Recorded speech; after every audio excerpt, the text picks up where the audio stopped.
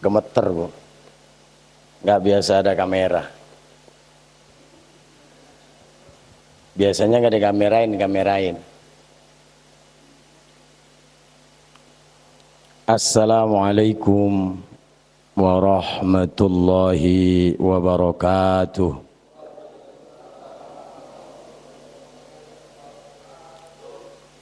Semangat. Alhamdulillah. Alhamdulillah.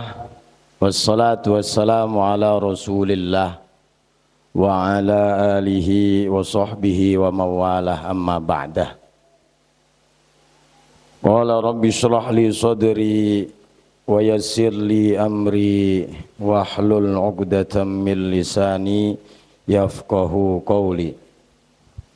Wa qala aydan wa ma khalaqatul jinna wal insa illa liya'budun. Wa qala Nabiullah Muhammad sallallahu alaihi wa alihi wasallam, man fariha bidukhuli Ramadan harramallahu jasadahu 'alan niran. Yang sama-sama kita hormati pengurus Masjid Al-Ukhuwah Bukit Rosela, dan juga tidak lupa kepada pengurus wilayah Bukit Rosela, Bapak RW, Bapak RT, dan juga yang sama-sama kita hormati dan selalu kita muliakan narasumber kita, Koh Donditan. Kita sama-sama doakan beliau mudah-mudahan diberikan keistiqomahan, berikan kesehatan lahir batin, panjang umur dalam taat kepada Allah Subhanahu wa ta'ala. Amin ya rabbal alamin. Bapak-bapak dan ibu-ibu, kawan-kawan yang mu'allaf, udah muslim ya? Kalau mu'alaf udah muslim ya kok ya? Sudah ya? Oh, mantan kafir. Ya sudah muslim kan? Sudah muslim kan? Cuma mu'alaf ya. Tadinya bukan apa? Bukan muslim jadi muslim. Malah dosanya masih sedikit dan beliau-beliau. Betul kok ya? Dosanya masih sedikit, banyakan saya. Ya kan? Karena beliau ketika mengucapkan asyhadu an la ilaha illallah, maka dijadikan seperti bayi kembali, dosanya dihapuskan. Mudah-mudahan kita semuanya selalu dalam lindungan Allah Subhanahu wa ta'ala. Ini beneran, ini agak sedikit grogi karena dilihatin sama kamera kok. Ya, baik. Puji syukur kehadirat Allah, hari ini kita dipertemukan dalam rangka ngaji bareng, belajar tauhid bersama Koh Donditan.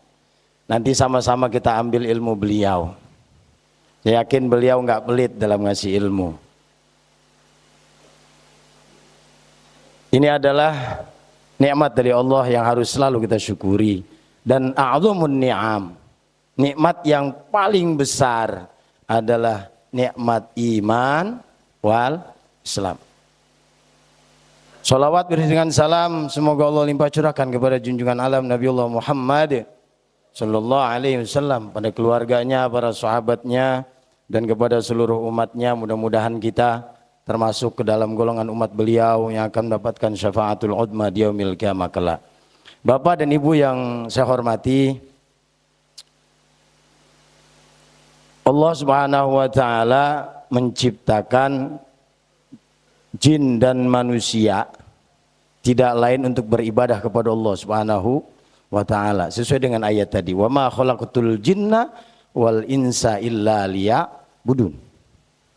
Ketika kita beribadah kepada Allah Subhanahu wa ta'ala, tentunya ada syarat yang harus kita penuhi. Salah satunya adalah niat. Apa? Niat. Ini Koh Halim mengadakan acara ini, dan Koh Halim dan kawan-kawan ini niatnya sudah berapa lama? Sudah lama sekali meniatkan acara ini untuk syiar. Nah tentunya niat itu nggak mudah. Jadi niat itu harus benar-benar kita tanamkan dalam hati kita dalam beribadah kepada Allah supaya apa? Ibadah yang kita lakukan bernilai di hadapan Allah Subhanahu wa taala. Karena kalau ibadah tanpa niat nggak ada nilainya. Nggak ada konsekuensinya ketika ibadah tidak dibarengi dengan niat. Karena kata Rasulullah SAW, innamal a'malu bin niat. Segala sesuatu pekerjaan itu didasari dengan niat. Nah, Bapak Ibu, datangnya kita ke sini untuk apa? Untuk mencari keridhaan Allah Subhanahu wa taala. Maka barang-barang saya selalu tekankan kepada Ko Halim bahwa apa? Ko balik lagi ke niat awal. Niat kita apa? Di situ. Niat kita adalah untuk mencari keridhaan Allah, maka mari sama-sama kita pasang niat karena Allah Subhanahu wa taala. Kalau kita datang ke sini karena Kohdondi umpama atau karena saya, ya enggak? Atau karena saya umpamanya, ya dapatnya Kohdondi, dapatnya saya. Tapi kalau kita datang ke tempat ini karena mencari keridhaan Allah Subhanahu wa taala supaya kita tahu tentang bagaimana tauhid, maka kita akan dapat semuanya. Kalau kita datangnya karena keinginan dunia atau apa, maka dapat itu. Tapi kalau yang kita pasang dalam hati kita bahwa hari ini kita datang dalam rangka untuk meningkatkan keimanan kita kepada Allah Subhanahu wa taala, belajar tauhid untuk beribadah kepada Allah, apalagi sebentar lagi menjelang Ramadan, mari sama-sama kita pasang niat apa? Beribadah puasa karena Allah Subhanahu wa taala. Niat harus kita selalu pasang dalam hati kita. Karena apa? Karena tanpa niat ibadah kita tidak akan diterima oleh Allah Subhanahu wa taala. Karena rukun puasa apa? Yang pertama niat. Wudu niat, salat niat. Nah, makanya ayo bareng-bareng kita perbaharui niat kita setiap hari untuk mencari keridhaan Allah Subhanahu wa taala. Inilah tauhid. Kita beribadah lillahi, kita puasa lillahi, kita salat lillahi, kita berbuat apapun dari bangun tidur sampai tidur lagi, sama-sama kita niatkan lillahi ta'ala. Jadi saya muqaddimahi kegiatan ini, ayo bareng-bareng pasang niat yang baik. Datang ke sini bukan karena apa-apa, karena untuk memperkuat keimanan kita kepada Allah Subhanahu wa taala melalui nanti apa yang akan disampaikan oleh narasumber. Mari pasang niat kita untuk mencapai keridhaan Allah Subhanahu wa taala. Begitupun sebentar lagi kita menghadapi bulan suci Ramadan. Mari sama-sama kita sambut Ramadan dengan hati yang gembira. Karena apa? Ramadan diperuntukkan untuk orang-orang yang beriman. Kalau yang tidak beriman tidak ada efeknya. Ramadan bagi orang yang beriman menjadi madrasah yang disiapkan oleh Allah Subhanahu wa taala untuk apa? Untuk meningkatkan ketakwaan kita kepada Allah Subhanahu wa taala, karena inti daripada puasa adalah la'allakum tattaqun, untuk memperkuat ketakwaan kita kepada Allah Subhanahu wa taala. Kita berdoa kepada Allah, mudah-mudahan acara kita pada hari ini mendapatkan ridho dari Allah Subhanahu wa taala. Mudah-mudahan kita semuanya selalu diperbaiki hati kita, dijauhkan daripada segala penyakit-penyakit hati, dan kita bisa bergembira di dalam rangka menjambut bulan suci Ramadan, dan kita dapat mengisi Ramadan besok sebagai madrasah kita dalam mendidik kita dalam rangka meningkatkan ketakwaan kita kepada Allah Subhanahu wa taala. Apabila ada kata-kata yang salah, mohon dibukakan pintu maaf yang seluas-luasnya, karena nanti yang peran utamanya adalah Kohdondi, ya, sama-sama kita belajar, mudah-mudahan kita mendapatkan ilmu sehingga ketauhidan kita akan semakin meningkat. Amin ya rabbal alamin. Wallahul muwaffiq ila aqwamit thoriq.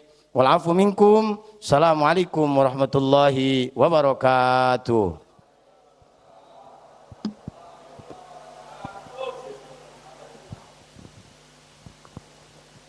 Jazakallah Ustaz atas tausiahnya, singkat tapi mengena ya.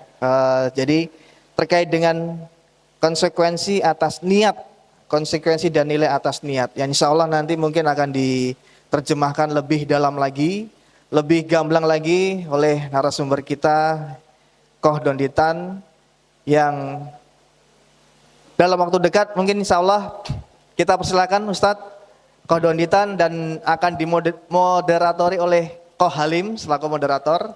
Jadi Bapak Ibu, kita berikan waktu 15 menit untuk mukadimah Koh Dondi, dan selanjutnya akan diisi oleh sesi tanya jawab. Dipersilakan nanti dari jamaah muslim dan muslimat untuk menyampaikan tanya jawabnya terkait dengan tauhid ya, sesuai dengan tema hari ini yaitu belajar tauhid menghadapi Ramadan. Waktu dan tempat dipersilakan. Oh, ada yang sadar.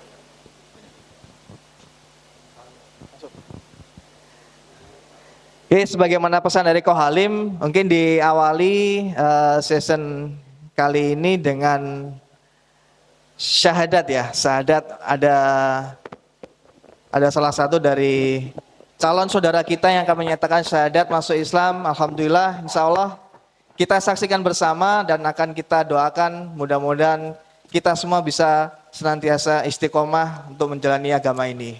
Dipersilakan.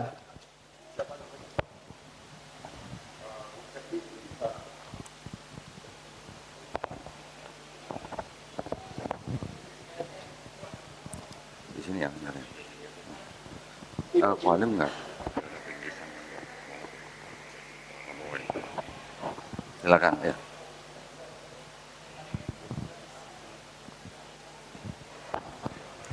Alhamdulillah. Bismillahirrahmanirrahim. Assalamualaikum warahmatullahi wabarakatuh. Alhamdulillahirabbil alamin, wassalatu wassalamu ala Rasulillah. Senang sekali saya dan Bapak Ibu semua yang ada di sini. Kita sekarang sedang berada di Masjid Al-Uqwah ya, betul ya? Alhamdulillah, di depan saya sekarang ada saudari Via Nathan, betul? Ibu Natania Cesia Putri. Waduh, panjang bener ya? Panggilannya Nathan kan betul ya? Ah ya, saya taunya Nathan aja udah. Alhamdulillah ya, Bapak Ibu, ini saudari Nathan ini ternyata seorang dokter ini. Waduh, dokter spesialis paru ya betul ya? Wah, lulusan Beijing. Wah, lulusan Beijing ini. Bisa Mandarin nggak? Ya benar, coba tes. Hah? Oh, gitu kan? Wah, kalau gitu apa syahadatnya harus pakai bahasa Mandarin gimana? Terjemahan jangan ya. Baik, alhamdulillah senang sekali ya di depan kita sekarang ada saudari Nathan aja, biar singkat nih. Menyatakan keinginannya untuk memeluk agama Islam. Betul? Ya. Tolong dideketin mic-nya ya supaya kedengeran. Seperti biasa, saya akan menanyakan beberapa hal ya. Yang pertama, apakah saudari Nathan ini menyatakan diri untuk memeluk agama Islam itu atas kemauan sendiri atau ada paksaan dari orang lain? Atas kemauan sendiri. Alhamdulillah, karena di dalam Islam tidak ada paksaan ya. Iya. Yang kedua, keluarga sudah tahu? Sudah. Tidak ada masalah ya? Insya Allah. Wah, sudah bisa insya Allah masalah. Belajar di mana ini? Alhamdulillah. Waduh ya alhamdulillah. Jadi gini, kenapa saya tanya tentang keluarga? Bukan berarti orang mau masuk Islam itu minta izin keluarga, bukan. Tetapi seseorang yang mau beriman itu hanya butuh izin dari Allah Subhanahu wa taala, ya. Masalah keluarga itu hanya masalah duniawi yang mana kalau ada masalah nanti bisa kita bantu, ya. Yang ketiga, di dalam Islam ada syariat-syariat. Setelah bersahadat nanti ada sholat, ada zakat, ada puasa, ada naik haji jika mampu. Ya.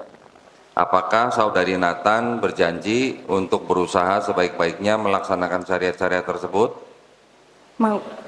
Alhamdulillah. Jadi semua sudah dijawab ya dengan baik ya. Tidak ada yang menghalangi lagi saudari Nathan untuk mengucapkan 2 kalimat syahadat. Ya.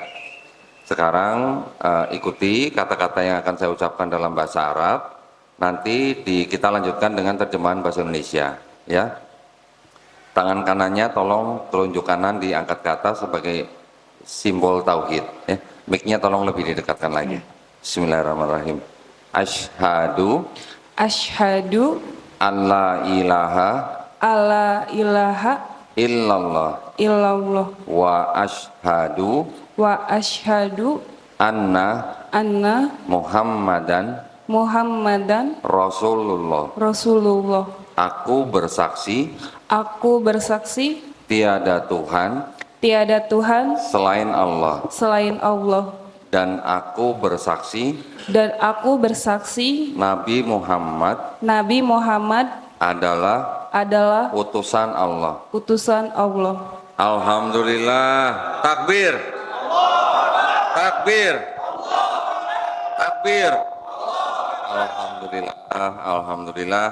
Saudari Nathan sudah sah menjadi seorang muslim. Nanti belajar Islamnya step by step ya, pelan-pelan.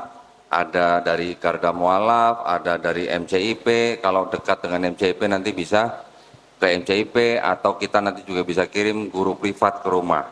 Ya, saudari Nathan ini pernah datang ke studio saya, sudah pernah berkonsultasi. Ya, alhamdulillah saya malah nggak tahu kalau dia mau datang ke sini untuk bersyahadat. Ya, demi Allah saya nggak tahu, malah baru tahu tadi dikasih tahu sama Melisa. Ya. Oke, seperti biasa juga ada yang ingin saya beritahukan untuk saudari Nathan, bahwa di dalam Islam kita memahami bahwa setiap manusia, ya, termasuk Nathan, dulu ketika lahir sebenarnya fitrah. Fitrah di sini artinya konteksnya adalah muslim. Muslim adalah orang yang berserah diri kepada Allah SWT, kepada penciptanya. Kita semua besar karena orang tua kita, ya. Ketika orang itu besar, dia menjadi Yahudi, Nasrani, atau Majusi karena orang tuanya. Namun ketika orang itu nanti mendengar Islam, menerima Islam, bahkan sampai dia masuk Islam, orang itu sebenarnya tidak pindah agama, tapi orang itu sebenarnya kembali ke fitrahnya sebagai muslim. Ya, jadi muslim adalah orang-orang yang harus berserah diri hanya kepada pencipta kita. Ya. Yang kedua, setiap orang yang bukan Islam, ketika dia bersyahadat, insya Allah dosa-dosanya dari akil balik hingga dia bersyahadat, insya Allah akan dihapuskan. Ya, alhamdulillah. Tapi kebaikannya dari akil balik juga sampai dia bersyahadat, insya Allah tetap dicatat sebagai pahala kebaikan. Ya, jadi kita sudah dikasih modal yang sangat besar dari Allah SWT. Ya. Itu adalah bukti dari maha adilnya Allah SWT. Ya, tapi catatan harus menjalankan Islamnya dengan baik ya. Baik, alhamdulillah. Setelah ini kita semua nanti akan membina saudari Nathan mengenai Islam mulai dari 0 sampai harus bisa baca Quran. Insya Allah ya, harus ya. Alhamdulillah. Baik. Nah sekarang karena saudari Nathan ini dosanya 0, nah, dosa kita lebih banyak nih dari Nathan sekarang nih ya. Kita minta tolong sama Nathan. Nah, ya, minta tolong doain kita semua di sini. Doain kita semua di sini yang masih punya hutang misalnya bisa dilunaskan. Yang ada masalah dengan keluarga tolong segera diselesaikan. Apapun masalah kita tolong doain. Tapi yang penting kita minta tolong Nathan doain kita semua supaya kita ini istiqomah dan husnul khotimah. Amin. Ya, amin ya robbal alamin. Baik, kita sekarang juga semuanya sama-sama berdoa kepada Allah SWT supaya kita dijadikan golongan manusia yang mengikuti apa yang sudah diturunkan Allah SWT melalui Rasulnya, dan insya Allah kita semua dijadikan golongan manusia yang menjadi saksi keesaan Allah Subhanahu wa taala, ya. Barakallahu fikum, semoga saudari Nathan bisa menjalankan Islam dengan baik. Amin. Ya, insya Allah ini tanggung jawab kita semua supaya Nathan bisa menjalankan Islam dengan baik, ya. Barakallahu fikum. Nanti tolong tetap berkomunikasi dengan kami, ya, dengan saya dan Ko Halim supaya bisa menjalankan program pembinaan mualaf, ya. Baik. Sebelumnya lagi ini kami juga mohon maaf karena beritanya mendadak, jadi saya nggak bawa apa-apa. Tidak apa-apa kok. Nah, jadi saya nggak bawa paket mualaf nih. Biasanya kalau ada yang masuk Islam, saya kasih paket, saya kasih contekan biasanya, ya. Contekannya apa? Sajadah yang ada bacaannya. Sudah ya? Sudah. Oke, alhamdulillah. Saya cuman bisa kasih ini. Ini ada sejumlah uang. Tolong jangan dilihat jumlahnya.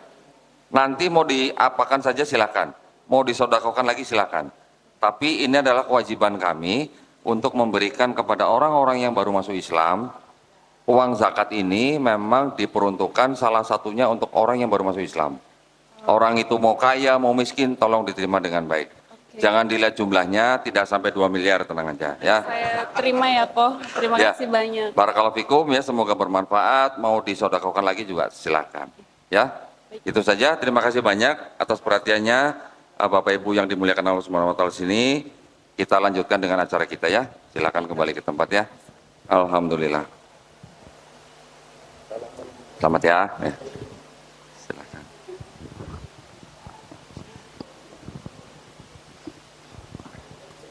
Masya Allah. Merinding saya, Pak. Ah. Baik Bapak Ibu, sebelum melanjutkan ke kajian utamanya, mohon untuk soft 1 2 diisi Pak, agar lebih afdol untuk tidak bercampur. Bapak-bapak bisa di depan Pak. Monggo Pak.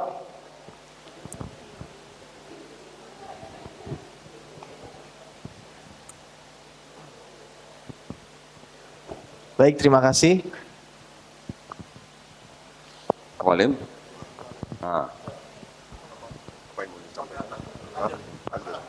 Silakan, ya. Bismillahirrahmanirrahim. Assalamualaikum warahmatullahi wabarakatuh. Waalaikumsalam warahmatullahi wabarakatuh. Pertama-tama mari kita panjatkan puji syukur atas kehadirat Allah Subhanahu wa taala yang selalu melimpahkan rezeki dan rahmat kepada kita semua sehingga kita semua bisa berkumpul di sini dalam acara ibadah belajar tauhid menjelang bulan suci Ramadan yang sebentar lagi akan tiba. Tidak lupa sholawat serta salam senantiasa kita curahkan kepada junjungan kita Nabi Muhammad Sallallahu Alaihi Wasallam yang telah membawa kita dari zaman kegelapan menuju zaman yang terang. Kami mengucapkan ahlan wa sahlan, selamat datang dan terima kasih kepada para mualaf, jamaah muslim muslimah serta khususnya kepada pembicara utama Ustadz Lutfi, SPDI dan Kodonditan. Ucapan yang sama juga kami tujukan kepada Yayasan Baitul Maqdis, kemudian Dewan Makmur Masjid Al-Uqwa Bukit Rosela, Citra Indah Siti Jonggol, Yayasan Ngaji Cerdas, Yayasan Badan Wakaf Quran, Yayasan Garda Mualaf Indonesia, dan terakhir adalah untuk saya sendiri, Yayasan Mualaf Center Indonesia Peduli Bogor Timur. Tanpa berpanjang lebar lagi, kita sambil menghemat waktu juga bahwa hari ini kita berkumpul di sini dengan satu tujuan, kembali lagi ke apa yang disampaikan oleh Ustadz Lutfi, kita kuatkan niat, kita satukan niat untuk kita belajar dalam ibadah tauhid, terutama untuk mualaf. Setelah penjelasan dari Kodondi nanti, maka kita supaya interaktif, kita akan langsung ke sesi tanya jawab, ya, sehingga ini lebih interaktif, lebih terfokus dengan pokok utama yang mau kita sampaikan. Saya rasa begitu saja Kodondi. Waktu dan tempat kami sediakan, Pak. Siap. Bismillahirrahmanirrahim. Assalamualaikum warahmatullahi wabarakatuh. Innal hamdalillah nahmaduhu wa nasta'inuhu wa nastaghfiruhu wa na'udzu billahi min syururi anfusina wa min sayyiati a'malina may yahdihillahu fala mudhillalah wa may yudhlil fala hadiyalah. Asyhadu an la ilaha illallah wahdahu la syarikalah wa asyhadu anna Muhammadan abduhu wa rasuluh. Allahumma sholli wa sallim wa barik ala sayidina Muhammadin wa ala alihi washabihi ajmain. Amma ba'd. Alhamdulillah, senang sekali saya bisa bersama Bapak Ibu di sini di Masjid Al-Ukhwah ya. Alhamdulillah, sesuai dengan doa dari Ko Halim, hari ini tidak terlalu panas ya Ko ya. Alhamdulillah. Baik, saya ngelihat judulnya belajar tauhid. Harusnya kita semua di sini udah tahu tauhid dong ya harusnya ya. Harusnya ya. Ini karena konteksnya menjelang Ramadan gitu ya. Nah, baiklah kalau gitu, saya hanya ingin sharing sedikit saja mengenai tauhid, yang mana saya mencari ketauhidan itu butuh waktu kurang lebih berapa ya? Hampir 7 tahun kurang lebih ya, nyari tauhid. Bukan tauhidnya hilang, memang saya belum nemu tauhid waktu itu ya. Saya pikir saya tauhid dulunya gitu. Ternyata enggak gitu. Ya, Ko Halim juga mungkin punya cerita yang sama dengan saya. Kita yang dulunya bukan Islam, kita pikir dulu kita tuh bertauhid. Karena kita selalu mendengar Tuhan kita tuh Tuhan yang esa. Betul kan? Di kitab suci kita yang dulu, ini yang saya bawa-bawa nih, ini juga ada tulisannya. Shema Israel, Adonai Eloheinu, Adonai Ehad. Ehad. Ya. Ehad itu bahasa Ibrani. Artinya, dengarlah hai bangsa Israel, Tuhan Allah kita, Tuhan itu esa. Ternyata setelah kita kenal Quran, di Quran ada Qul huwallahu ahad. Ternyata sama ya. Dulu kita pikir kita sebelum masuk Islam kita bertauhid. Ternyata itu adalah tauhidnya orang Yahudi. Ya, tauhidnya bangsa atau Bani Israel. Tetapi ketika masuk kita mempelajari tentang ketuhanan di dalam agama kita yang dulu, saya dan Ko Halim nih dari kalangan Kristen, ternyata ketauhidan itu telah dicampur dengan ajaran-ajaran manusia. Ajaran-ajaran pemikiran-pemikiran manusia. Apa itu? Ada yang namanya Helenisme dari Yunani, ada yang namanya paganisme dari Romawi, ada yang namanya filosofi, Platonisme. Semuanya itu dicampur dengan ketauhidannya Yahudi, sehingga pula agama Kristen. Ya. Orang Kristen kalau ditanya Tuhannya berapa, tetap mereka bilang satu. Tuhannya esa enggak? Esa. Mau diingkat, jungkir balik, mau dikelitikin, tetap mereka bilang Tuhannya esa. Tapi, nah, mereka tuh bilangnya Tuhan mereka esa tapi gitu. Jadi esa tapi gitu, ada tapinya gitu belakangnya. Tapinya apa? Tapinya bisa bermanifestasi dalam 3 pribadi, yaitu yang disebut dengan Trinitas, gitu ya. Bapak Ibu pasti pernah mendengar tentang Trinitas atau Tritunggal, gitu. Kalau Tritunggal kayaknya mungkin kurang begitu cocok dengan mereka. Kenapa? Nanti kalau ditanya sama orang Jawa, nah tunggalin di gitu. Kan repot jadi urusannya gitu kan. Tunggalin di. Tunggal berarti banyak gitu. Tapi kalau Trinitas mungkin mereka bisa bilang 3 pribadi tapi 1 hakikat. Itu akidahnya Kristen ya. Pertanyaannya, ngapain kita sekarang ngomongin agama Kristen? Ngapain kita sekarang ngomongin agama orang lain? Tujuannya apa? Itu yang disebut dengan ilmu kristologi, membedah ya, mempelajari kekristenan, karena kita memang ingin sebenarnya mengajak saudara-saudara kita yang Kristen ataupun yang lain untuk apa? Bertauhid. Nah, ya. Jadi dakwah kristologi, dakwah yang kami lakukan di Yayasan Garda Mualaf Indonesia, melalui perang pemikiran itu dengan ilmu kristologinya, buat kami ilmu kristologi itu adalah dakwah tauhid, dakwah yang mengajak orang untuk bertauhid. Karena kita mempelajari akidah mereka, kita mempelajari kitab mereka, kita mempelajari sejarah mereka, itu semata-mata hanya kita ingin membuktikan bahwa mereka itu belum bertauhid. Nah, tauhid itu sebenarnya seperti apa sih sebenarnya? Bapak Ibu pasti sudah tahu lah ya, yang namanya tauhid mengesahkan Allah Subhanahu wa taala sebagai pencipta kita. Kita sendiri dulu sebelum lahir, jiwa dan roh kita sudah berikrar, sudah bertauhid roh kita, karena roh berasal dari Allah Subhanahu wa taala. Tetapi ketika kita sudah lahir jadi manusia, kita sudah dibuat lupa. Kalau Bapak Ibu yang lahir di keluarga muslim, Alhamdulillah, Bapak Ibu tumbuh besar dengan tetap bertauhid. Tapi kita-kita nih yang disebut dengan mualaf, saya sebenarnya keberatan kalau sebut mualaf ya. Jangan mualaf terus ya, mantan kafir aja gitu ya, muslim gitu. Mualaf terus gitu ya. Mualaf itu mungkin hanya 2-3 tahun lah ya, 2-3 tahun. Itu pun hanya untuk membina ya. Jadi sebenarnya semua manusia dulu sebelum lahir sudah berikrar, sudah bersyahadat. Ketika jadi manusia, kalau dia lahir di keluarga muslim, alhamdulillah dia bisa terus menjaga ketauhidannya. Tapi kalau lahir di keluarga yang bukan Islam, Kristen dan sebagainya, dia melalui perjalanan sebagai seorang kafir. Makanya tadi saya bilang kepada saudari Nathan, ketika orang yang bukan Islam, dia memeluk Islam, orang itu sebenarnya kembali ke fitrahnya manusia. Fitrahnya manusia ya muslim. Muslim ya orang yang bertauhid. Orang yang hanya mengesahkan penciptanya. Nah, kadang-kadang kita pun yang sudah muslim, lahir di keluarga muslim, kadang-kadang ketauhidan yang kita pegang ini tidak terlalu erat kita pegangnya nih. Ini yang sering juga kita hadapi nih ya. Mau contoh nggak? Mau contoh nggak? Mau contoh nggak? Ini contoh gampang aja. Kita taunya sholat di masjid, ya betul ya. Sebenarnya sholat yang sebenarnya itu di masjid atau bukan paling?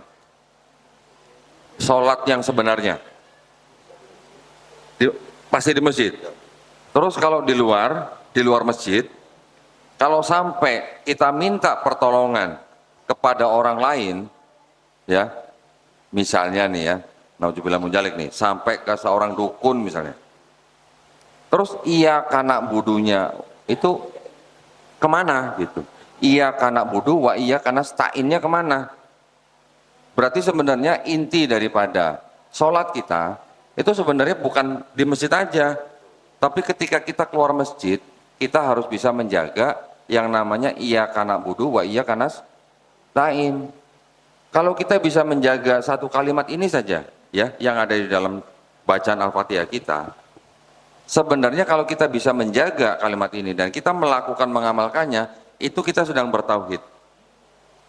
Kenapa? Karena hanya kepada Allah SWT saja kita minta tolong, hanya kepada Allah SWT saja kita menyembah. Gitu. Kalau kita mulai mentuhankan sesuatu di luar Allah SWT, tauhid kita sudah tergelincir, sudah lepas dari genggaman kita. Kalau kita sampai minta tolong kepada selain Allah, tauhid kita sudah lepas dari tangan kita. Itu yang saya maksud, Pak Alim ya. Itu yang juga dulu saya cari. Kan wajar kita minta tolong sama orang. Betul kan? Ya, manusia itu memang ya saling tolong menolong diajarkannya begitu. Tetapi ketika kita mempunyai masalah, yang pertama harus kita minta tolong siapa kalau bukan pencipta kita dulu gitu. Namanya aja muslim, ngakunya muslim, tapi berserah dirinya kepada majikannya misalnya, atau berserah diri kepada saudaranya misalnya. Itu yang bisa membuat kita tergelincir gitu ya. Saya lanjutkan lagi bahwa kami di Yayasan Pembina Mu'alafah Tauhid ini dan juga Garda Mu'alaf Indonesia, kami menempuh jalur dakwah yang namanya dakwah kristologi. Ya, kristologi itu memang mempelajari tentang akidah dan iman Kristen. Tetapi kita mempelajarinya dengan kacamata Islam. Ya, dalam arti di Islam dan di Kristen itu akan ada satu sosok yang seolah-olah apa dalam tanda kutip diperebutkan lah gitu ya. Diperebutkan dalam arti apa? Kita di Islam mengenal sosok Nabi Isa alaihissalam hanya seorang hamba Allah. Di Kristen mengenal sosok Yesus Kristus atau Isa alaihissalam ini sebagai Tuhan. Kristen menganggap Yesus mempunyai sifat ilahi sehingga mereka menyembah Yesus sebagai pribadi kedua dalam ketuhanan mereka. Ya. Satu sosok ini yang istilahnya dalam arti sering kita perebutkan dalam arti mendakwahkan kepada orang supaya mengikuti pemahaman masing-masing. Kristen mencari orang di luar Kristen untuk menyembah Yesus. Kita Islam mencari orang di luar Islam juga untuk apa? Untuk menyembah Allah. dan menyebarkan bahwa Nabi Isa alaihissalam bukan Allah. Gitu. Ini yang sering menjadi titik permasalahan antara Islam dan Kristen. Bukan berarti Islam tidak bisa hidup berdampingan dengan agama apapun. Dengan agama apapun Islam bisa berdampingan asalkan dari luar tidak mengajak orang Islam untuk ikut agama mereka. Nah, gitu kan. Masalahnya agama Kristen itu memang boleh dikatakan diperintahkan ya, baik pendetanya maupun jemaatnya untuk mencari orang di luar Kristen masuk agama mereka. Karena ada perintahnya di kitab mereka. Matius 28:19, karena itu pergilah, jadikanlah semua bangsa muridku, baptislah mereka dalam nama Bapa dan Putra dan Roh Kudus. Ada kata baptislah, berarti kalau belum baptis kan belum selesai urusannya. Gitu. Nah, dikejar terus gitu. Memang mungkin tidak semua jemaat ya melakukan hal yang seperti itu. Tapi dari setiap gereja itu punya misi yang sama. Misinya sama, mencari jiwa gitu katanya. Nah, kita orang Islam yang di Indonesia sebagai populasi yang terbesar, bahkan mungkin di seluruh dunia, katanya sekarang udah disalib sama Pakistan nih. Umat Islam 240 juta lebih. Apakah tidak menjadi target yang menggiurkan gitu buat teman-teman kita yang dari Kristen? Kita belajar Kristologi bukan untuk membenci orang Kristen, bukan. Ya, kita belajar Kristologi juga bukan untuk menjadi orang Kristen, bukan. Tetapi dengan mengetahui apa isi kitab mereka, bagaimana akidah mereka, bagaimana sejarah terbentuknya agama mereka, ketika kita berhubungan atau bermuamalah dengan orang-orang di luar Islam, khususnya dengan orang-orang Kristen, yang mana kita dijadikan target oleh mereka untuk ikut agama mereka, kalau kita sudah tahu ilmunya Kristologi, mudah kita malah bisa mendakwai mereka. Gitu. Itu yang saya maksud ya. Jadi dakwah Kristologi memang bukan dakwah yang baik, yang damai-damai saja. Kadang kita juga bisa mendapatkan perlawanan-perlawanan, tapi perlawanan dalam arti perang pemikiran terus gitu. Itu yang selalu kita hadapi. Karena jangan salah, Bapak Ibu, sekarang zaman medsos. Nah, ya, Bapak Ibu yang sudah punya anak-anak, remaja, saya yakin tidak bisa lepas dari medsos. Kecuali kalau anak-anak Bapak Ibu ini dimasukkan ke dalam pesantren, mungkin kita sedikit tenang.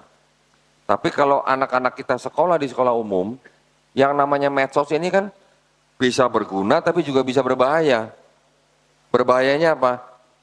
Siapapun bisa naruh konten di medsos yang tujuannya untuk menarik orang ikut kelompok mereka. Banyak sekali, ya. Ada yang terang-terangan, ada yang tidak terang-terangan. Ada yang bisa dikatakan gini, mereka bisa meniru-niru kebiasaan orang Islam. Bahkan bisa meniru-niru pakaian orang Islam. Ada yang begitu. Mereka mengenakan baju yang Islami, tapi yang mereka kabarkan atau yang mereka katakan di dalam konten-konten mereka, itu adalah konten-konten yang sebenarnya isinya Kristen. Yang mengajak orang-orang yang menonton supaya masuk agama Kristen. Banyak begitu, sudah banyak ya. Kenapa bisa begitu? Karena mereka juga diajari bagaimana mencari jiwa. Salah satu taktiknya adalah mereka harus bisa cerdik seperti ular, tulus seperti merpati. Ko Halim mungkin ingat nih dulu nih. Dia mengenang nih zaman dulu nih. Betul kan? Cerdik seperti ular, tulus seperti merpati. Dan yang namanya misionaris, itu juga mereka sudah belajar. Belajar bagaimana mereka bisa diterima di komunitas apapun. Mereka belajar. Ada seorang mantan misionaris bilang sama saya, kita udah diajarin, mau masuk ke daerah mana aja kita pasti diterima. Nah, diterima berbaur. Kalau sudah berbaur, mereka sudah berinteraksi, baru mereka mengeluarkan taktik-taktik mereka yang lain. Ya, itu sudah banyak terjadi dan kita tahu sendiri ya, bahwa populasi Islam secara persentase dari zaman kita merdeka kurang lebih 95%, Sekarang berapa? 86. Sudah naik sedikit Pak. Alhamdulillah. 2019 sampai 2023 sekarang sudah 87 Pak. 87, berapa ya? 1 Pak kalau salah. Kalau Bapak bilang 86, betul Pak. 5 tahun yang lalu. 86,7% Pak. Alhamdulillah. Saya nggak tahu nih ya ada fenomena apa. Tetapi Islamnya ternyata naik sedikit Pak. Kristennya dan Katolik, Protestan dan Katolik itu mengalami penurunan. Walaupun jumlah populasinya naik sekian ratus ribu, 700 ribuan Pak, tapi secara persentase mereka turun sedikit, 0,16% kalau nggak salah. Ya. Jadi alhamdulillah ternyata Islam masih bertahan di Indonesia, ya. Dan ternyata orang-orang di luar Islam yang masuk Islam di Indonesia juga cukup banyak. Datanya sekarang kita sedang rekap, ya. Banyak di Indonesia lembaga-lembaga mualaf, tapi ketika saya bertanya kepada guru saya di MUI, saya tanya, Ustadz, di Indonesia ada berapa orang yang masuk Islam dalam setahun? Tidak ada yang bisa jawab. Nggak ada yang bisa jawab. Kan? Kenapa? Karena data itu tersebar di lembaga-lembaga mualaf yang ada di Indonesia, termasuk MCIP, termasuk Garda Mualaf, termasuk mungkin Baitul Maqdis, termasuk mungkin yang lain-lain. Ada kira-kira 300 lebih lembaga mualaf di Indonesia, ya. Tapi mereka pegang data masing-masing, nggak setor ke Kementerian Agama, nggak setor ke MUI. Jadi ketika kita mau tahu berapa orang yang masuk Islam di Indonesia selama setahun, nggak ada yang tahu, ya. Alhamdulillah, saya minta kepada MUI, Ustadz tolong fasilitasi kami, bikin tolong dibuatkan asosiasi lembaga mualaf Indonesia. Nah, tujuannya apa? Supaya lembaga-lembaga mualaf ini punya perhimpunan, mereka setiap bulan bisa setor data, yang mana tujuannya kita punya datanya. Berapa orang masuk Islam selama setahun? Di daerah mana yang banyak masuk Islam? Di daerah mana yang butuh pembinaan lebih? Di daerah mana yang banyak pemurtatan? Nah, kayak gitu-gitu buat kita pegiat dakwah tentu saja kita bisa punya rencana untuk membuat misi dan strategi yang lebih baik, gitu kan ya. Alhamdulillah 2 bulan yang lalu sudah terbentuk asosiasinya dengan anggota Yayasan Lembaga Mualaf kurang lebih 30-an ya. MCIP belum ikut nih, MCIP nih. Nah, harus segera ikut ya. Supaya apa juga? Supaya ketika misalnya contoh begini, masih ada orang yang memanfaatkan sertifikat mualaf itu untuk kepentingan pribadi. Masih ada, betul? Syahadat di masjid sini, syahadat di masjid sana, syahadat di masjid sana. Itu memang cukup memprihatinkan ya. Dia hanya mencari, ya tadi seperti uang zakat atau mencari, atau bahkan ada yang untuk nikah lagi, ada yang menggunakan seperti itu. Nah, jadi dengan adanya asosiasi ini juga kita harapkan hal-hal seperti itu bisa dicegah gitu ya. Nah, kita jadi di dalam membina para mualaf, kita juga bisa berkolaborasi dengan lembaga-lembaga mualaf yang lain. Contoh, nanti misalnya kayak tadi Nathan kalau rumahnya dekat sini, boleh sering-sering main ke MCIP, ikutin kajiannya gitu ya. Untuk yang rutin boleh dari kami. Kami cari nanti guru yang dekat rumahnya, nanti bisa kerjasama ya. Nah, kembali lagi ke kristologi. Jadi kami di Yayasan Garda Mualaf ini, yang mana kami menempuh jalur perang pemikiran, kami menganggap bahwa dakwah kristologi ini adalah dakwah tauhid. Kami juga percaya bahwa dakwah ini yang dilakukan oleh Nabi Muhammad SAW beserta sahabat-sahabatnya ketika mereka masih berinteraksi dengan orang-orang Yahudi atau orang-orang Nasrani pada saat itu. Ya. Jadi buat kami, kalau kristologi itu kan bidang ilmunya. Kalau kristolog itu kan orangnya. Saya bisa disebut kristolog. Makanya saya pakai topi begini biar nggak dipanggil ustadz gitu. Yang dipanggil ustadz yang itu aja ya. Kalau saya kristolog ustadz gitu ya. Kristolog kita kenal banyak kristolog ya. Ada yang tahu nggak Bapak Ibu? Kristolog orangnya yang paling hebat di seluruh dunia siapa kira-kira? Boleh angkat tangan yang tahu jawabannya? Siapa kira-kira? Syekh Ahmad Didat, belum tepat. Siapa lagi? Ada yang tahu? Almarhum Syekh Ahmad Didat itu adalah guru saya pertama. Ketika saya masih Kristen, belajar Kristologi melalui YouTube. Nah, jadi saya santri goibnya. Siapa yang tahu kristolog yang paling hebat di seluruh dunia? Angkat tangan, angkat tangan. Siapa Pak? Bapak dapat buku dari saya nanti Pak ya. Itu yang mau saya maksud. Jadi Rasulullah adalah seorang kristolog juga Pak. Beliau berinteraksi dengan orang Yahudi, berinteraksi dengan orang Nasrani. Saya, Dr. Zakir Naik, almarhum Syekh Ahmad Didat, yang lain-lain belajar kristologi bertahun-tahun. Almarhum Syekh Ahmad Didat belajar kristologi 40 tahun. Dr. Zakir Naik belajar dari almarhum Syekh Ahmad Didat 4 tahun. Saya bertahun-tahun, ngumpulin Bible aja bertahun-tahun. Yang lain juga begitu. Tapi kalau Rasulullah belajarnya berapa tahun Pak? Ilmunya langsung wahyu dari Allah SWT. Itu yang saya maksud ya. Jadi kami juga menganggap Rasulullah juga kristolog. Karena orang-orang Kristen yang menghadap ke dia, orang-orang Yahudi yang menghadap ke dia, berdiskusi, berdebat, ada yang masuk Islam, ada yang tidak, itu juga yang kami lakukan.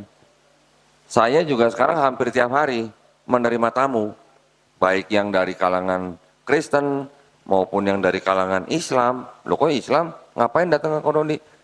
Nanti yang ada anaknya mau murtad, ada yang suami istrinya sudah murtad, dan sebagainya. Jadi sekarang ilmu kristologi malah bisa menguatkan orang-orang yang sudah Islam, tapi juga bisa mengarahkan, mengajak orang-orang yang di luar Islam untuk masuk agama Islam. Jadi kalau ada orang-orang Kristen datang ke saya, Walim, yang saya buka pertama kitab mereka. Nggak mungkin saya langsung buka Quran gitu. Saya bacain Quran misalnya surat Al-Ikhlas gitu. Mereka belum beriman. Jadi yang saya bukain kitab mereka dulu. Saya suruh mereka baca dulu gitu. Jadi saya mencari persamaannya dulu, ya.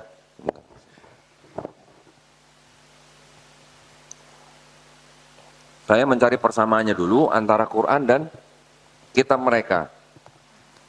Ketika mereka melihat ada persamaan antara kitab mereka dengan Quran, otomatis dalam hati gimana rasanya? Ya kan? Berarti ada rasa simpatik. Oh iya, ternyata dalam kitab saya ada juga yang sama dengan Quran. Setelah itu baru saya tunjukkan apa? Kesalahannya dalam kitab mereka. Kesalahannya apa? Bisa kontradiksi. Bisa ayat yang tidak asli. Bapak Ibu semua nih yang sudah akrab dengan Quran. Saya pengen tahu rasanya kalau di dalam Quran Bapak Ibu ada catatan kaki Quran surat Al-Fatihah ayat kedua ternyata tidak asli gitu. Rasanya gimana, Ustaz?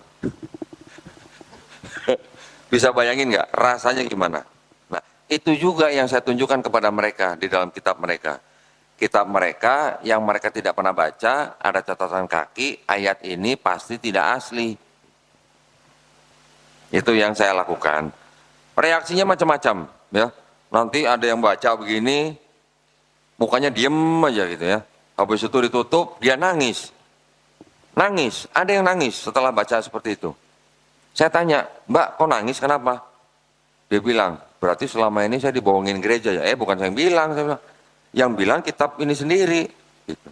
Ya, jadi kebanyakan setelah mereka tahu itu, mereka banyak yang masuk Islam. Karena apa? Karena ada kesamaan dalam kitab mereka dengan Quran. Gak cuma di 1-2 surat aja, banyak, masih banyak di dalam kitab mereka yang sama dengan Quran. Senada, sejalan, setara gitulah pesan-pesannya. Contoh tadi yang saya bacakan pertama, itu ada di Ulangan 6 ayat 4. Shema Israel, Adonai Eloheinu, Adonai Ehad. Nanti ada lagi ayat yang lain, Bilangan 23:19. Tuhan bukan manusia, Tuhan bukan anak manusia. Saya tunjukkan lagi, nih Quran nih, surat Al-Fatihah. Lam yalid walam yulad. Sama nggak coba? Saya terjemahkan, artinya sama. Tuhan tidak memperanakan, Tuhan tidak diperanakan. Nanti ada lagi di kitab mereka, Keluaran 9 ayat 14. Tidak ada sesuatu apapun yang serupa dengan aku di bumi. Coba lihat, sama nggak? Walam yakulahu kufuwan ahad. Sama. Nanti ada lagi, 1 Raja-Raja 8 ayat 27. Langit yang mengatasi segala langit tidak dapat memuat Tuhan. Di Islam kita juga mengenal, ada berapa langit? 7 langit. Kalau ini langit mengatasi segala langit, berarti kan langitnya banyak. Nanti ada lagi, di Ayub misalnya, Ayub 9:32, Tuhan bukan manusia, sama. Ayub 37:16, Tuhan maha tahu. Sama, kita juga di Islam punya mengenal sifat daripada Allah Subhanahu wa taala, salah satunya adalah maha mengetahui. Dari situ nanti ada lagi, ada Maliaki 3:16, Tuhan tidak akan berubah. Saya cukup nanya begini aja. Ayat-ayat yang tadi saya bacakan itu adalah dari kitab yang namanya Perjanjian Lama, ya. Kitabnya orang Kristen itu terbagi 2, Pak. Ada Perjanjian Lama, Perjanjian Baru. Itu kitab dari Perjanjian Lama. Saya cuma nanya begini, bagaimana ceritanya? Satu bagian, satu perjanjian, Tuhan bukan manusia, Tuhan bukan anak manusia, Tuhan tidak berubah. Tiba-tiba bisa jadi Yesus. Mereka akan mikir, berarti ada konsep ketuhanan yang berbeda antara perjanjian baru dan perjanjian lama. Saya cuma biarkan mereka berpikir aja, dari mana gitu aja. Berarti ini kontradiksi. Kalau mereka mau mencoba menyambung-nyambungkan, baru saya keluarkan referensi-referensi yang menyatakan bahwa ini ada adopsi apa? Helenisme Yunani, paganisme Romawi, filosofi Platonisme.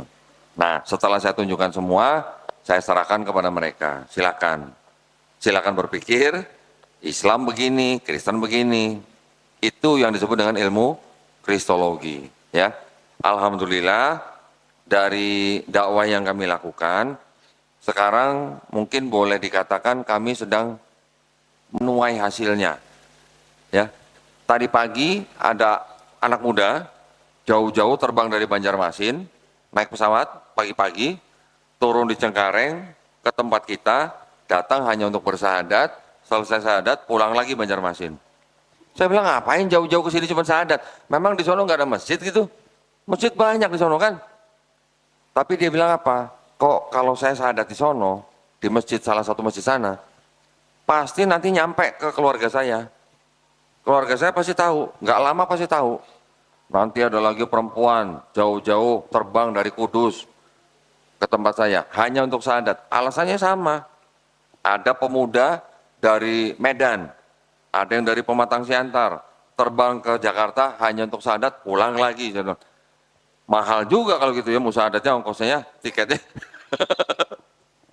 Padahal kalau mereka ke masjid dekat rumah sahadat nggak bayar, malah dikasih zakat. Tapi itu karena orang yang masuk Islam tidak semua kondisinya sama. Ada yang keluarganya bisa menerima, tapi lebih banyak menolak. Kenapa? Karena ini nanti kita bisa pilah-pilah lagi nih. Rata-rata keluarga yang di luar Islam menolak keluarganya masuk Islam karena apa? Adat, tradisi, ya. Ini sesuatu yang bisa dikatakan sakral gitu ya untuk beberapa kelompok keluarga, terutama dari keluarga Tionghoa. Keluarga Tionghoa itu memegang adat, memegang tradisi. Apalagi kalau anak laki-laki pertama, wah udah susah itu. Ya. Jadi anggapan-anggapan mereka dengan Islam pun masih banyak yang perlu diluruskan. Banyak juga mereka yang beranggapan Islam itu agamanya orang miskin. Masih ada yang begitu, ya. Islam itu agamanya orang yang dipenjara gitu. Islam itu agamanya teroris gitu. Masih banyak. Masih banyak. Benar nggak, Riko? Tuh, ada yang ngaku tuh ya. Bahkan ada orang tua kita yang melarang anak-anaknya masuk masjid.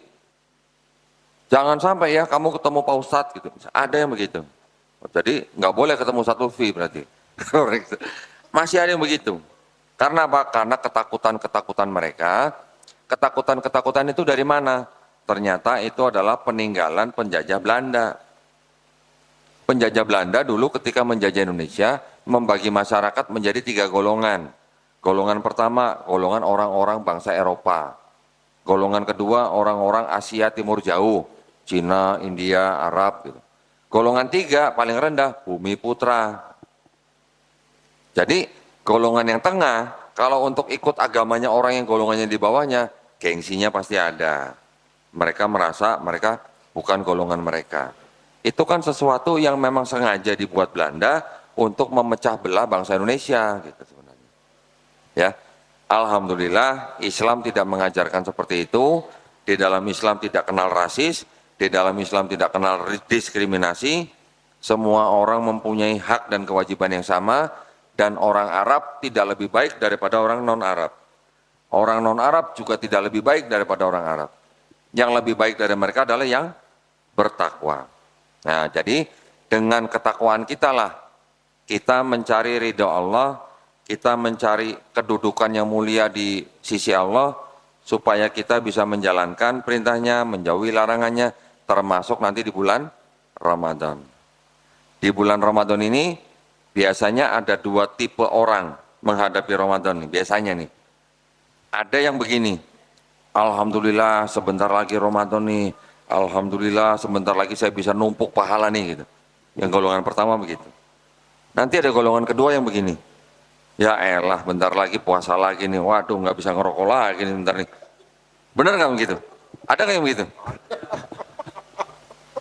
Ya, dua golongan manusia ini ada yang begini. Nah, kita yang mana nih? Ini kita yang mana nih? Ya, semoga mudah-mudahan insya Allah kita bukan golongan yang kedua. Ya, insya Allah kalau kita sudah paham dengan yang namanya perintah Allah, yang namanya larangan dari Allah, kita sudah paham dengan takwa, insya Allah kita menjadi golongan manusia yang pertama nih. Kita yang menanti-nantikan, kita yang merindukan bulan Ramadan nih. Supaya apa? Supaya istilahnya kalau di handphone itu apa ya, sudah lowbat kita cas gitu. Nah, ya dengan kita cas iman dan takwa di bulan Ramadan, insya Allah ya kita semuanya akan mendapatkan pahala yang berlipat ganda. Itu saja yang bisa saya sampaikan mungkin ya, mungkin agak panjang nih. Saya biasanya kalau mau bicarakan kristologi secara dalam, itu nanti takutnya juga nggak ditanya gitu, ya. Biasanya saya ngomong 1 jam, nanti yang ditanya juga hal yang lain gitu. Jadi mendingan kita banyakin tanya jawab aja gitu ya, mengenai kristologi ya. Tafadhol silakan, kalau ada salah kata saya mohon dimaafkan, ya. Semoga kita semuanya dilindungi dan dirahmati Allah Subhanahu Wa Taala. Alhamdulillah. Nice. Alhamdulillah kita sudah sama-sama mendengarkan apa yang disampaikan oleh mantan kafir satu ini. Ya. Jadi kalau dibilang mualaf itu sebetulnya mualaf itu kategori mualaf itu sekitar 3 bulan. Kalau sudah 3 bulan dia nggak boleh lagi dikatakan sebagai mualaf, tapi dia harus dikatakan sebagai muslim. Jadi sebetulnya mualaf itu cuma istilah. Kata orang istilahnya seksi katanya. Seksi. Nah, kok jadi seksi, gue bingung juga. Istilahnya seksi karena kalau bicara mantan kafir, kafir kan konotasinya kurang gitu enak didengar gitu. Padahal kafir itu sebetulnya biasa-biasa aja. Biasa aja. Ya, daripada domba yang hilang kan, Iya. ya, binatang urusannya. Iya. Alhamdulillah. Iya. Jadi supaya interaktif dan terfokus dan bisa diisi dengan hal-hal yang lebih mengena. Kita mulai pertama, saya mau tanya dulu sebagai moderator, di sini ada non-muslim nggak? Ada nggak non-muslim yang hadir? Soalnya tadi pagi ada beberapa non-muslim tanya acaranya jam berapa. Ada nggak non-muslim? Ada. Ada. Itu ada tuh. Kalau ada non-muslim, saya berikan kesempatan pertama untuk bertanya. Bisa? Silakan. Nggak ada pertanyaan. Oh, kalau gitu nanti kita tanya dia. Ya, kalau gitu kita yang tanya. Jadi kalau nggak mau nanya berarti harus ditanya siap-siap. Jangan kasih keluar ya itu, jangan kasih keluar. Pegangin tangannya tuh. Oke, kalau gitu mungkin belum siap untuk bertanya. Jadi acara ini kan sifatnya adalah terbuka untuk umum. Umum artinya semua agama, ya, semua keyakinan kita terbuka, boleh hadir untuk kita diskusi. Ya, kita tidak mencari siapa menang, siapa kalah, tapi adalah kebenaran ya yang kita akan tampilkan itu adalah kebenaran. Nah, kalau non muslimnya tidak bertanya, saya lihat sih mualafnya sudah siap-siap ini. Mualaf, saya udah mualaf ya, udah ada yang sekitar 3 bulan. Jadi Di Citra Indah City ini yang sudah bersahadat dengan Mualaf Center Indonesia Peduli Bogor Timur hingga hari ini selama 19 bulan ada sekitar 14 orang. Jadi saya sudah mensahadatkan 14 orang mualaf di Citra Indah City, moga-moga bertambah. Nah, tapi sahadatnya juga aneh, kalau lagi rame sahadat tuh sahadat semua tuh tiap hari, tiap bulan tuh ada aja. Tapi begitu sepi, nggak ada lagi yang sahadat. Ya, moga-moga nih tetap ada kesempatan untuk bersahadat lagi. Kita siap untuk berdampingin. Ya, sekarang ini terus terang saya juga lagi menangani satu kasus. Saya tidak boleh menyebutkan identitasnya, tapi adalah seorang yang ibu-ibu yang dari kembali ke Islam. Jadi kalau kita disebut sebagai murtadin ya, inilah ibu-ibu itu sebelum lagi berjuang nih, bagaimana caranya supaya dia tetap bisa kembali ke keyakinan awal. Nah, inilah perjuangan para mualaf ini. Heran ya, kalau di Islam itu perjuangannya berat ya. Kalau kita mau masuk Hindu gampang, mau masuk Buddha gak ada yang protes, tapi begitu ngomong masuk Islam, waduh luar biasa tuh tantangannya. Berarti ini memang Islam ini luar biasa. Oke, kita masuk ke sesi tanya jawab. Ada mualaf yang mau bertanya? Siapa? Oke, ini mualaf kita langsung.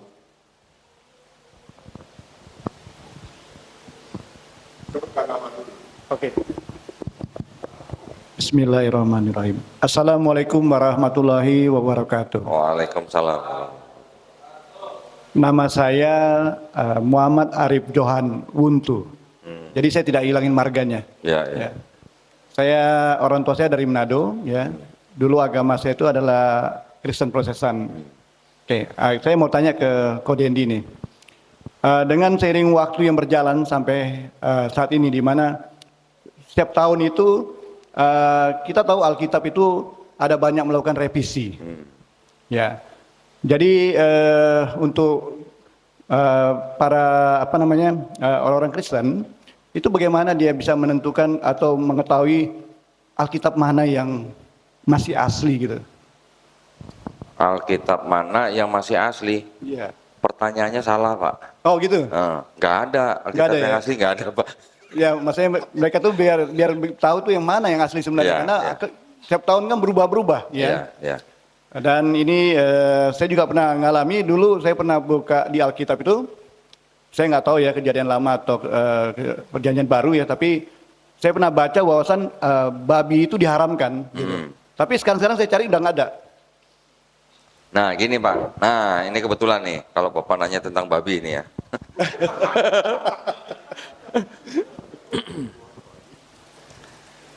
Buat Bapak itu.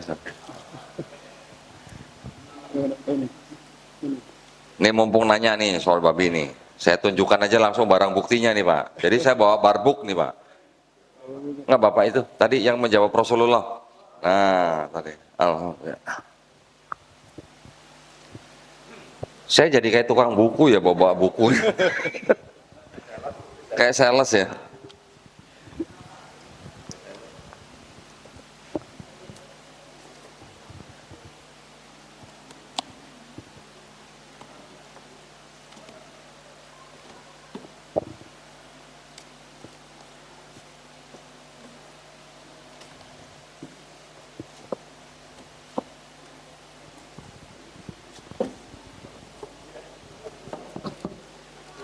Nah ini Pak, ini ada dua versi Bible, ya. Yang sebelah kanan namanya versi terjemahan baru 1, terbitan 1974. Yang ini namanya versi terjemahan baru 2, terbitnya 2023 Pak.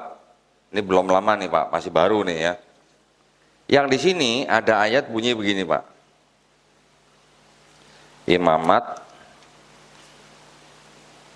11 ayat 7.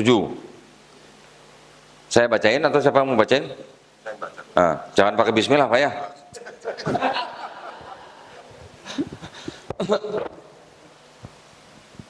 Nanti kita lihat perbedaannya Pak.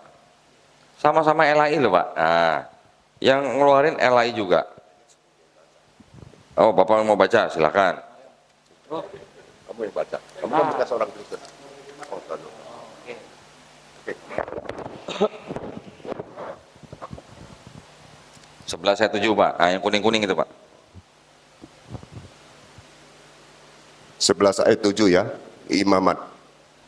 Demikian juga babi hutan, karena memang berkuku belah, yaitu kukunya bersela panjang, tetapi tidak memamah biak, haram itu bagimu. Jelas Pak ya? Babi atau babi hutan Pak? Babi hutan. Babi hutan. Sama nggak Pak, babi hutan sama babi ternak? Beda, sedikit beda. Beda kan? Beda. Hah? Kalau babi ternak itu kan yang warna pink gitu kan? Babinya di hutan. Pinky gitu kan? Kalau babi hutan apa? Seperti apa? Yang ada taringnya kan? Orang celeng bilangnya. Ini 1974 Pak. Ini 2023. Ayat yang sama. Imamat 11 ayat 7. Tolong dibaca Pak. Tetap sama, imamat 11 ya. Iya. Ayat 7. Babi juga najis bagimu, karena babi memang berkuku belah kukunya, berselak panjang, tetapi tidak memamah biak. Sama nggak Pak? Yang di sini babi hutan, yang di sini babi, yang di sini haram, di sini najis. Sama nggak Pak haram sama najis? Beda. Ya. Nanti ada lagi Pak, yang sebelum ini, yang terbitan sebelum ini babi hutan. Terbitan yang sebelumnya, yang lebih lama lagi, babi. Jadi yang sebelumnya babi, ini jadi babi hutan, ini balik lagi jadi babi. Tapi kalau yang dulu haram, yang ini jadi najis. Gitu. Ya. Ada yang 61, ada yang 58, ada yang 70, beda-beda Pak. Gitu. Bagaimana bisa begitu? Berarti itu ada muatannya. Muatannya maksudnya apa?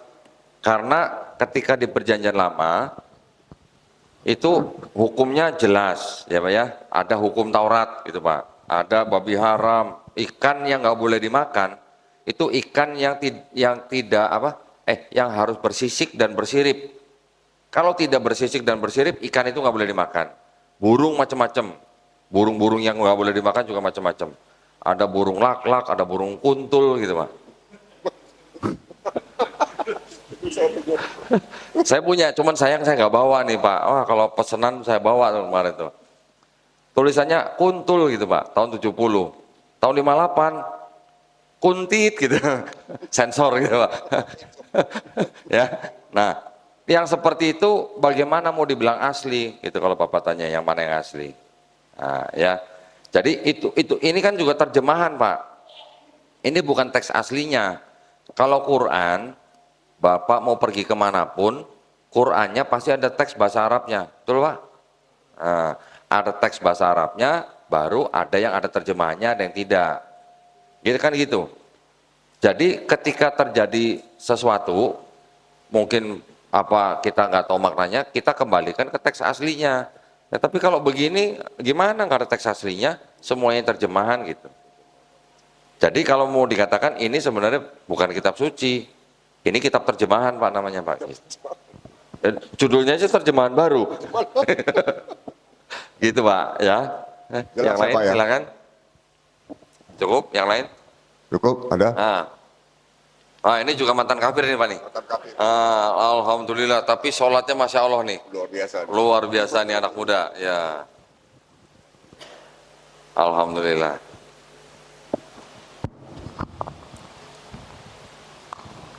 Assalamualaikum warahmatullahi wabarakatuh. Waalaikumsalam warahmatullahi wabarakatuh.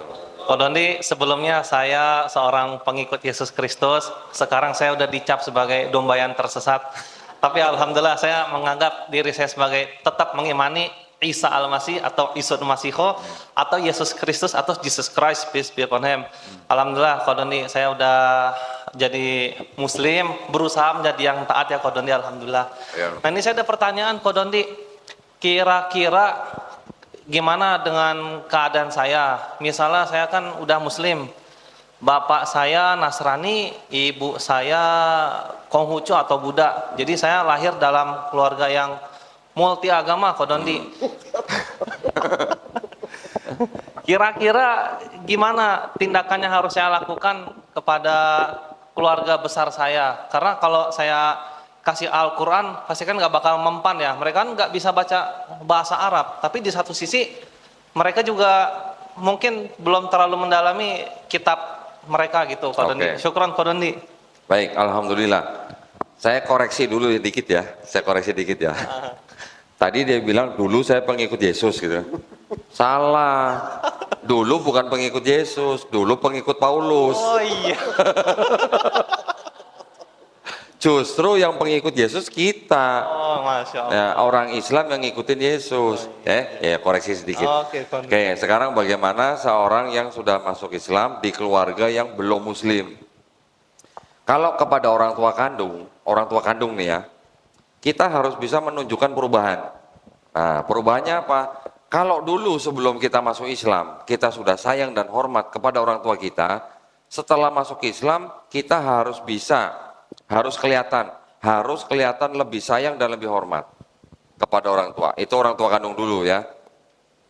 Kalau mengenai kita ingin mendakwahkan Islam kepada mereka, ya kita lihat dulu ini orang percayanya apa orang tua kita nih. Kalau yang Nasrani, kita ajarin dengan kitab mereka sendiri. Seperti yang saya lakukan biasa gitu. Kita tunjukkan bahwa apa yang mereka lakukan itu sebenarnya tidak sesuai dengan kitab mereka sendiri. Contoh, yaitu tadi, Yesus di kitab ini nggak makan babi. Kenapa orang Kristen makan babi?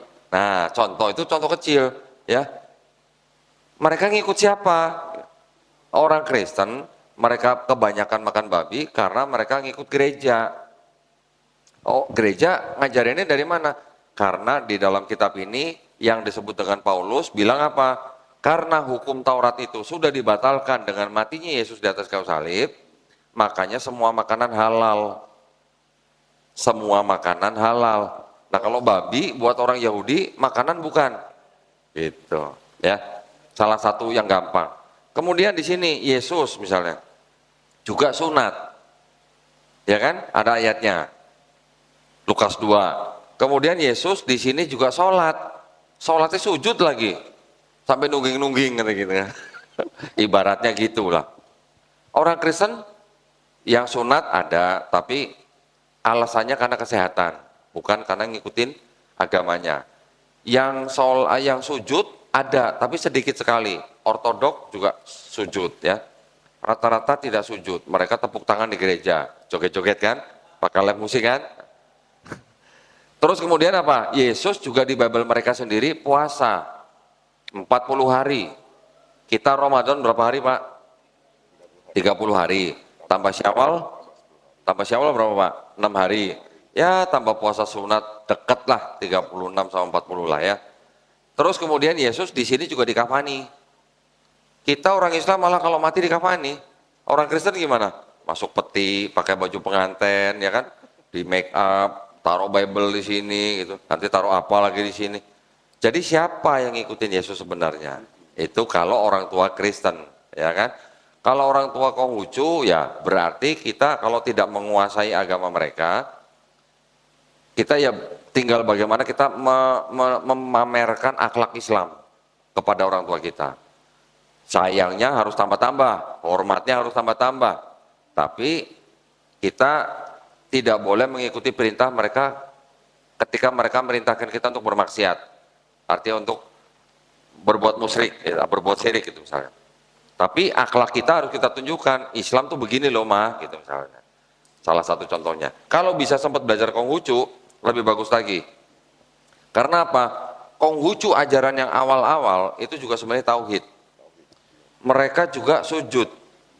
Itu ya, kalau yang di awal-awal itu ajarannya. Ketika ke belakang-belakang, setelah nabinya nggak ada, biasalah. Kalau nabi sudah nggak ada, biasanya pengikutan itu membuat inovasi-inovasi lah gitu. Ya, jadi menyembah dewa ini, dewa ini, dewa ini. Dulunya nggak ada gitu-gituan. Hindu juga sebenarnya begitu. Buddha juga sebenarnya begitu. Teman pengikut-pengikutnya ini yang merubah hingga seperti sekarang ini.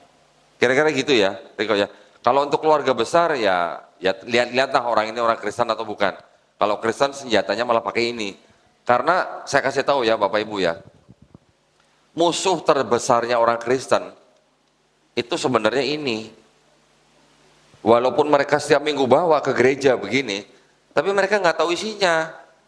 Ketika mereka tahu isinya, ini jadi musuh terbesar mereka malah jadinya. Gitu, ya. Barakallahu fikum. Ya. Oke, Yang lain? sudah 2 pertanyaan. Ada kenang-kenangan ya untuk penanya. Kita berikan kenang-kenangan. Siapa yang mau menyerahkan? Pak Dondi, Ko Dondi. Waduh, dapat kenang-kenangan. Ya, nggak tahu dari Kalau gitu siapa. saya juga mau nanya dah. Oh, jangan. Benar. Nah, silakan tadi yang nanya. Riko. Sama satu itu Bapak. Ya. Ini nih. Pak ini. Buat Bapak. Ah, alhamdulillah Pak. Lumayan Pak, beras 2 kilo Pak.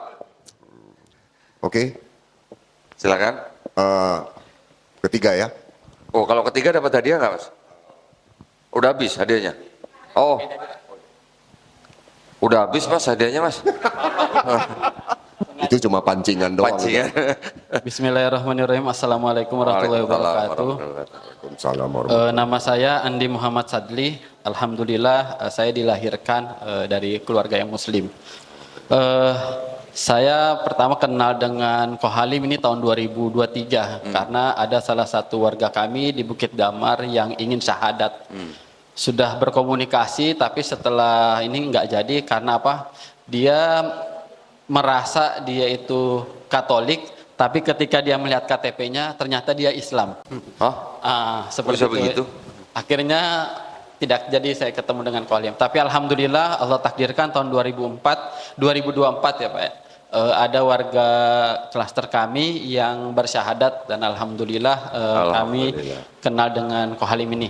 Dan dari tahun 2024 ini saya ini baru agak sedikit menyukai ilmu-ilmu teolog itu sendiri.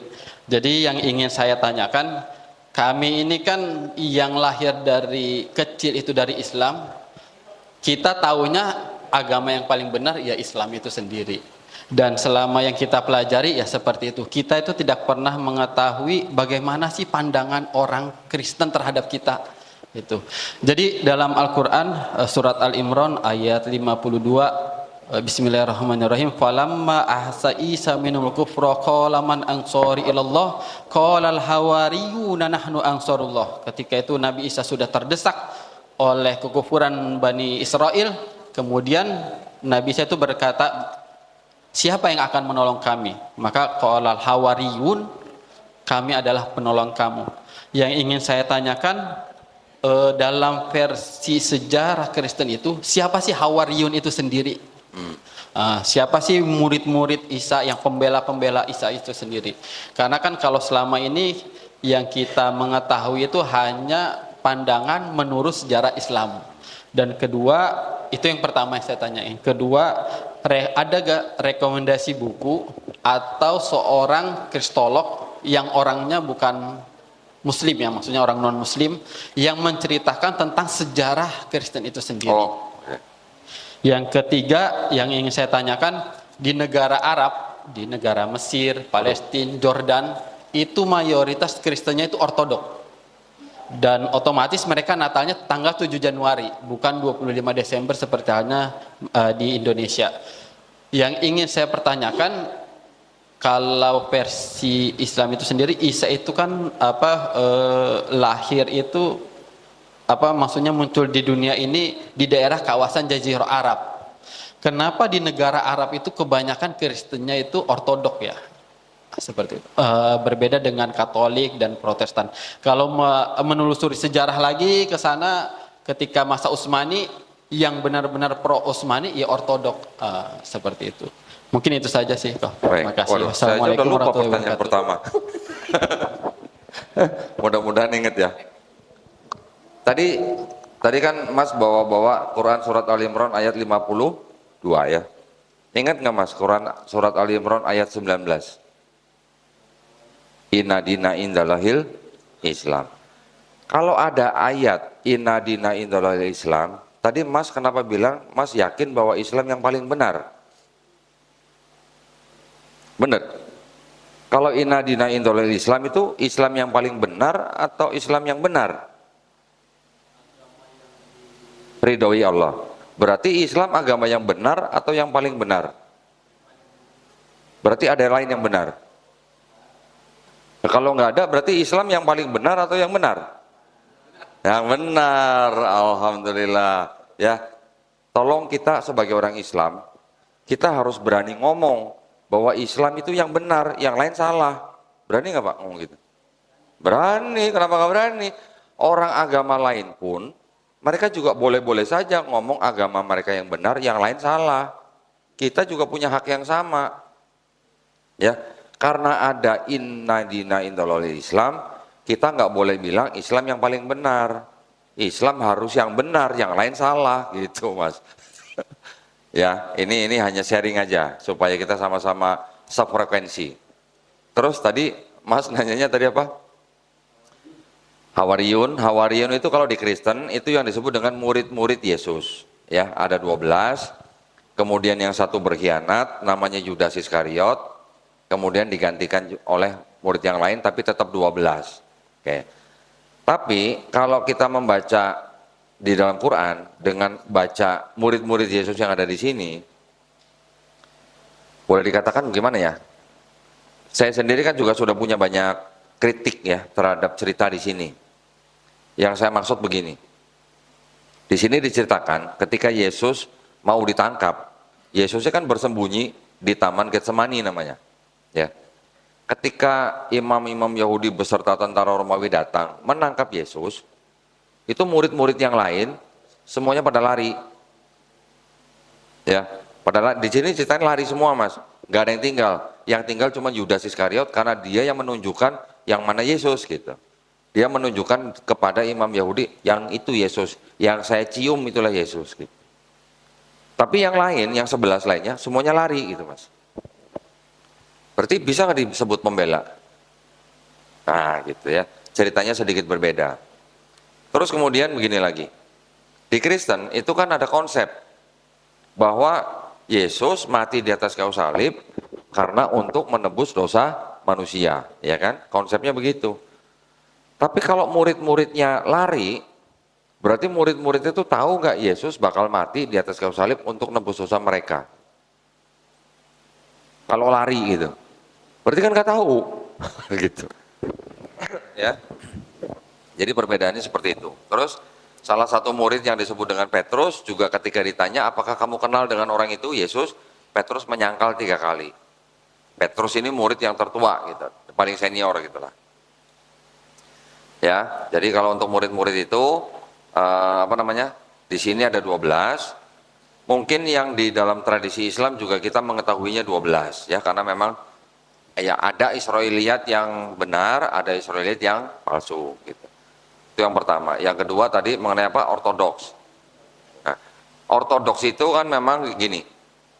Kristen awal nih ya. Kan Kristen ini kan memang dia menjadi besar setelah digandeng oleh penguasa Romawi. Ya. Kristen awal itu belum ada ortodok, belum ada Katolik. Itu disebut dengan Kristen Pentarki gitu. Pentarki itu punya 5 wilayah, Roma, Alexandria, Mesir, Yerusalem, Palestina, Konstantinopel, Turki, sama Antioquia, Turki juga. 5 wilayah ini yang menjadi pusat kekristenan pada waktu itu. Sampai kira-kira baru tahun 1054. Berarti udah jarak berapa tuh dari pertama konsili Nicea sampai 1054, 700 tahun. Baru pecah yang namanya Katolik dan Ortodoks. Yang Ortodok ini membawahi gereja-gereja yang timur. Timur itu maksudnya mana? Antioquia, terus kemudian Konstantinopel, turun ke bawah Syria, turun lagi nanti mungkin Yordan dan sebagainya. Jadi itu yang disebut dengan Kristen Arab gitu. Ya, yang tadi Mas bilang Kristen Jazirah Arab gitu. Yang Katolik ini membawahi Kristen-Kristen yang berbahasa Latin. Berbahasa Latin berarti di mana? Ya berarti daerah Eropa. Ya, Eropa Selatan yang pokoknya ya bahasa negara-negara Eropa yang menggunakan bahasa Latin gitu. Ya. Kristen Ortodok ini sendiri ini juga boleh dikatakan mereka bilang Roh Kudus itu, walaupun mereka percaya sama-sama percaya Trinitas ya Mas, tapi ada perbedaan akidah sedikit nih. Ortodok bilang Roh Kudus berasal dari Bapa saja. Kalau yang Katolik bilang Roh Kudus berasal dari Bapa dan Anak, gitu, Putra, gitu. Itu perbedaannya tipis, gitu. Cuman itu aja. Nah, kalau ditanya apakah mereka mewakili Hawariyun gitu? Enggak mewakili. Ya, hanya saja gini. Sebelum Katolik dan Ortodok pisah, itu kan memang mereka dipimpin oleh bapak-bapak gereja. Mereka menarik sampai paling atas. Bapak gereja pertama adalah Petrus, murid Yesus. Gitu. Ya. Tadi pertanyaan kedua apa ya? Saya lupa ya. Buku ya, buku. Nah, kalau mau buku untuk sejarah Islam atau sejarah Kristen? Oh, sejarah Kristen.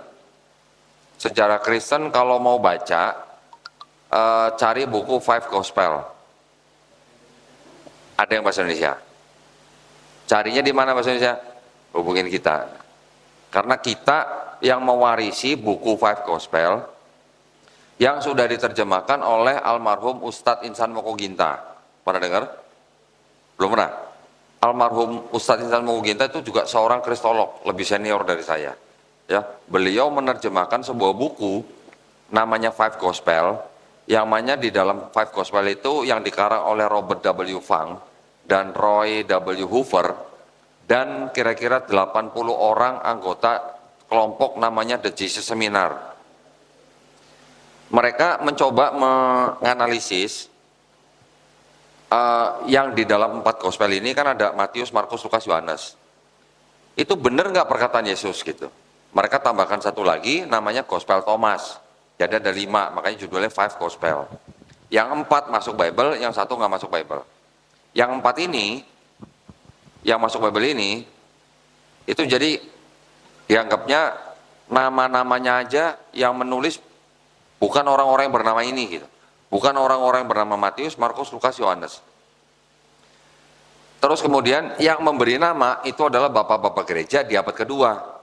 Yang pertama Santo Papias tahun 130 Masehi, yang kedua Santo Irenaeus tahun 180 Masehi. Tapi dari 5 gospel ini, menurut ahli-ahli perjanjian baru di buku itu, mereka mengatakan bahwa perkataan Yesus di dalam 5 gospel ini cuma 18%. Ya, 18%. Jadi yang 82% karangan penulis-penulis gospel. Banyak mereka menyematkan karangan mereka ke mulut Yesus gitu istilahnya. Artinya apa? Menisbatkan ke Yesus. Ya, bahasa Islam itu menisbatkan gitu lah. Buku itu kalau sampean kuasai, dah debat sama pendeta-pendeta mau udah kelimpungan pendeta itu. Benar. Ya, itu kalau mengenai sejarah daripada benar nggak Yesus mengatakan seperti yang di dalam Bible. Oke? Tapi kalau mau belajar tentang Bible ini isinya kontradiksi apa aja, nah buku yang tadi saya beri ke Bapak itu tuh, nanti bisa dibeli di depan. Pakai buku itu, debat sama pendeta manapun, pendeta juga pasti keliengan. Ya, Barakallah, silakan yang lain. Oke, kita tersisa waktu 10 menit ya sebelum kita masuk sholat maghrib. Ini akan lanjut lagi setelah sholat maghrib. Kita masih ada acara, nanti biar MC yang menyampaikan. Saya kasih satu kali lagi pertanyaan, ada dari mualaf? Dari ibu-ibu belum? Ibu-ibu? Ibu-ibu ada? Ibu-ibu? Ah, ada. Dari ibu-ibu satu terakhir ya untuk ini.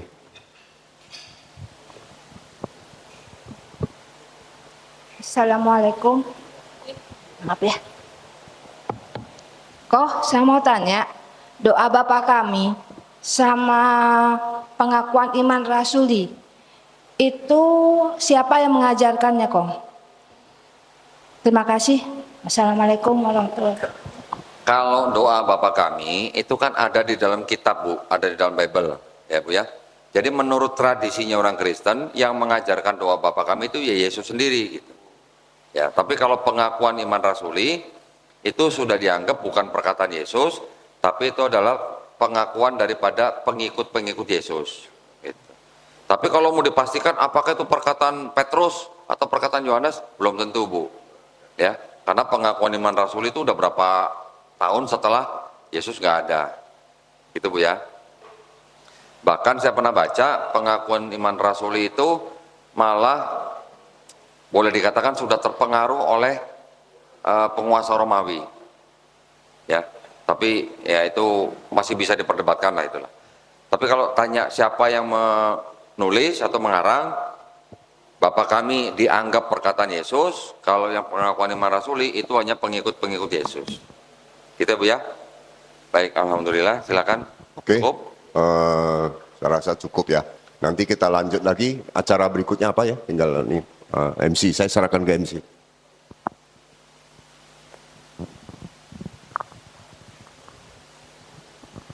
Masya Allah Pak Ustadz, Kododitan.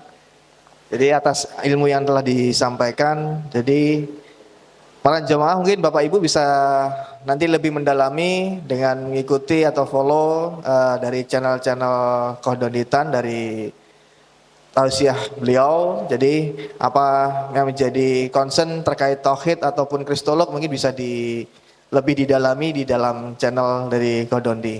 Jadi sebenarnya mau kita panjangkan waktunya Bapak Ibu, jadi tapi apalah daya kita sudah menjelang masuk maghrib, insya Allah 15 menit lagi kita akan menjelang maghrib, kita perlu waktu untuk persiapan tempat dan setup ruangan untuk sholat maghrib, yang kemudian nanti kan akan kita lanjut dengan penutupan dan juga penyerahan simbolis.